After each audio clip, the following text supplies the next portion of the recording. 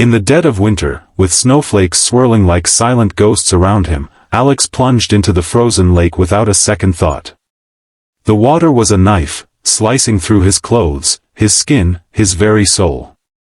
But there she was, Emma, her car having skidded off the icy road, plunging into the abyss below. Her pale face bobbed just above the surface, eyes closed, lips blue. "Hold on," he screamed, though the wind swallowed his words. This was the moment that would change everything, the spark that ignited a love story defying death itself. And if you're watching this, hit that like button if you've ever fought for someone you barely knew, and subscribe for more tales of unbreakable hearts, because this one ends with a plea that will melt yours: marry me. Alex Thompson was no hero, or at least that's what he told himself every morning as he laced up his boots for his job as a park ranger in the remote town of Evergreen Falls. At 32, he carried the weight of a broken past, a failed marriage that left him distrustful of love, and a family farm lost to debt years ago. He lived alone in a cabin overlooking the lake, finding solace in the quiet wilderness. That fateful December evening, as dusk painted the sky in bruised purples, he was patrolling the winding roads when he spotted the skid marks. Tire tracks veering wildly toward the guardrail, then nothing but a jagged hole in the ice below. His heart pounded as he radioed for help, but the storm had knocked out signals. No time to wait. He stripped off his heavy coat and dove in. The cold was merciless, seizing his muscles like iron clamps. He swam through the murk, his flashlight beam cutting through the dark water until it landed on the submerged car. Emma's hand pressed against the window, limp. With lungs burning, Alex smashed the glass with his elbow, shards mixing with blood from his cuts. He yanked her free, her body lifeless and heavy as he dragged her to the surface. Gasping for air, he hauled her onto the snowy bank, performing CPR under the howling wind. "Come on, breathe," he urged, his voice cracking. Finally, a cough, a sputter, life. Paramedics arrived minutes later, but in those eternal seconds, Alex felt something stir inside him, a flicker he hadn't known since his ex-wife walked out. Emma Harper was 28, a vibrant graphic designer from the city, visiting her ailing grandmother in Evergreen Falls. She'd been driving too fast, distracted by a phone call from her overbearing parents, who never approved of her independent streak. "You're wasting your life on art," her father had said, pushing her toward a corporate job. The accident erased that argument in an instant. At the hospital, doctors diagnosed severe hypothermia and a coma induced by oxygen deprivation. She might not wake up, they warned. Her family arrived the next day, her stern father, tearful mother, and younger brother, but they lived hours away and could only visit sporadically. Alex, however, couldn't stay away. Guilt gnawed at him. He was the one who'd found her, the one who'd pulled her from the depths. What if he hadn't been there?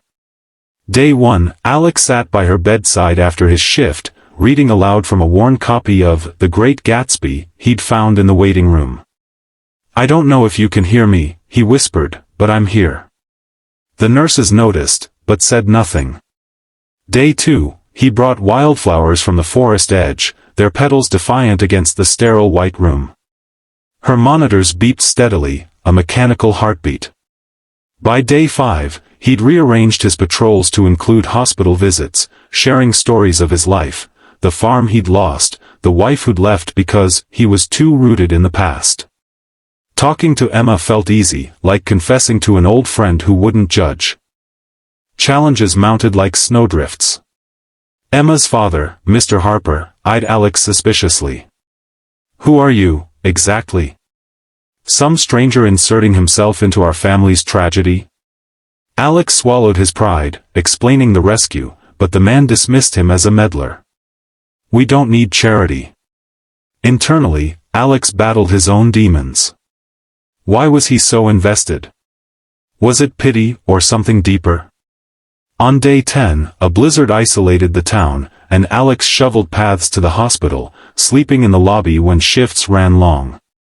He learned about Emma through her family, her passion for painting landscapes, her dream of opening a gallery, her fear of settling down too soon. It mirrored his own regrets, making her feel achingly familiar. By day 20, hope waned. Doctors discussed long-term care, possibly transferring her to a city facility. Alex refused to accept it. He started a routine, mornings exercising her limbs as instructed by physical therapists, afternoons playing her favorite songs, indie folk tunes he'd overheard her brother mention.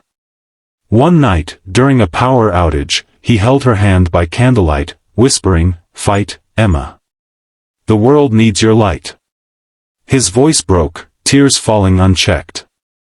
This wasn't just care, it was devotion, born from that icy plunge. Emotional depth grew in quiet moments. Alex confided in a nurse friend, admitting his ex had called him emotionally unavailable. Caring for Emma cracked that shell. He faced his past, writing letters to his ex for closure, burning them in his cabin fireplace. Meanwhile, Emma's subconscious world was a haze of dreams, flashes of the accident, a strong arm pulling her up, a voice urging her to live. In those visions, Alex's face emerged, a beacon. Day 30 brought a breakthrough. Her fingers twitched when he read a poem about resilience. "Did you feel that?" he asked the doctor, hope igniting. Tests showed brain activity increasing. But challenges persisted. Emma developed an infection, her fever spiking. Alex stayed through the night, cooling her forehead with cloths, praying silently. Her family, grateful now, began to warm to him. "You've been her guardian angel," her mother said tearfully. As days blurred into weeks, Alex's life transformed. He neglected his cabin, his patrols, pouring everything into Emma. Friends worried, "You're burning out, man." But he couldn't stop. On day 40, he shared his deepest fear: "I failed everyone before. I won't fail you." The town rallied. Neighbors brought meals, a local fundraiser covered medical bills. Relatable in their humanity, Alex and Emma represented every man's struggle, him, the wounded protector, her, the fighter trapped in silence. Resolution dawned on day 47. Alex entered the room exhausted, carrying coffee and a sketchbook he'd bought, imagining her drawing again. Her eyes fluttered open. Where, she croaked. He froze, then called for help. Doctors rushed in, but Emma's gaze locked on him. Memories flooded back, the lake, the rescue, fragments of his voice through the coma. You saved me," she whispered, tears streaming.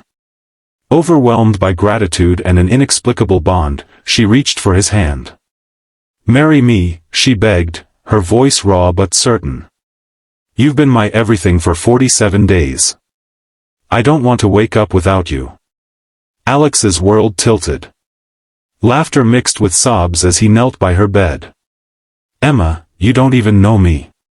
But she did, in the stories he'd shared, the care he'd given. Her family, witnessing, nodded in stunned approval. "She's right," her father admitted. "You've earned this." Recovery wasn't instant. Emma faced physical therapy, relearning to walk, grappling with trauma. Alex supported her, their relationship blooming slowly, dates in the hospital garden, shared dreams of a future. Challenges like her parents' initial doubts resolved through honest talks, his insecurities faded in her affirming love. They married 6 months later by the lake, now thawed and sparkling, symbolizing renewal. This story isn't just about rescue, it's about second chances, the power of unwavering care, and love that emerges from the coldest depths. If it moved you, smash that like button. Your support keeps these inspiring tales coming. And subscribe now, because life's greatest stories are the ones that remind us, when you dive in for someone, you might just save yourself too. In the end, Alex and Emma built a life together, a gallery in Evergreen Falls, a family of their own, proving that 47 days of non-stop care can forge a bond for a lifetime.